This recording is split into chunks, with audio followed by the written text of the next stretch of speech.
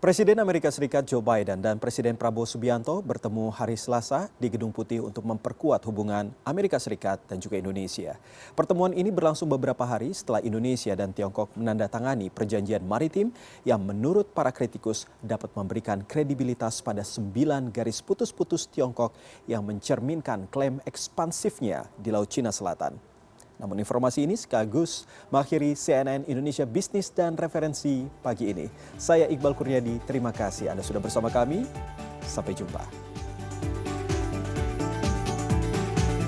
Dalam pertemuan dengan Presiden Prabowo, Presiden Biden mengatakan ia ingin memperkuat kemitraan dengan Indonesia dan memajukan kawasan Indo-Pasifik yang bebas dan terbuka. Deepening our comprehensive strategic partnership that includes deepening our security cooperation.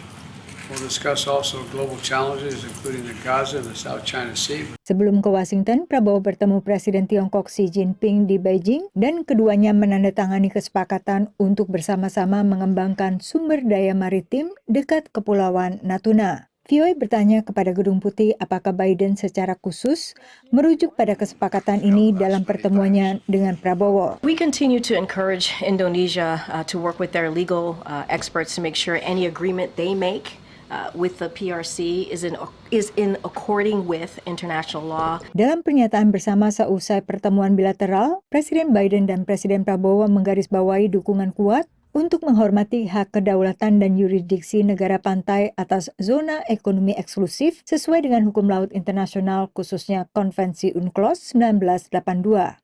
Amerika Serikat dan Indonesia juga mengakui pentingnya implementasi deklarasi perilaku para pihak di Laut Cina Selatan tahun 2002 dan menyatakan dukungan terhadap upaya ASEAN mengembangkan kode etik yang substantif di Laut Cina Selatan sesuai hukum internasional serta menghormati hak dan kepentingan pihak ketiga. Menurut pengamat, pernyataan bersama yang menggarisbawahi Laut Cina Selatan bukan berarti Amerika ikut campur urusan bilateral Indonesia dan Tiongkok. It doesn't matter directly for the U.S. because, of course, the U.S. does not have maritime disputes directly with China. I think it matters for Indonesia, and I think it also matters for other Southeast Asian states with maritime dispute. Up until now, have been very careful, mostly to avoid joint development language because it would seem to cede to China kind of the moral high ground or the legal high ground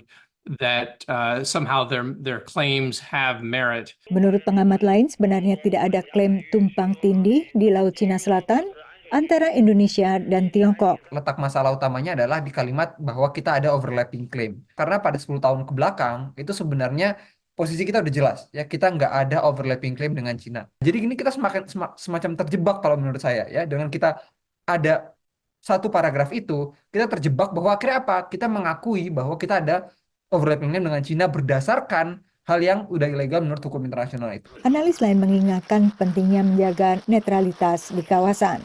Indonesia adalah negara penggagas free and open Indo-Pasifik.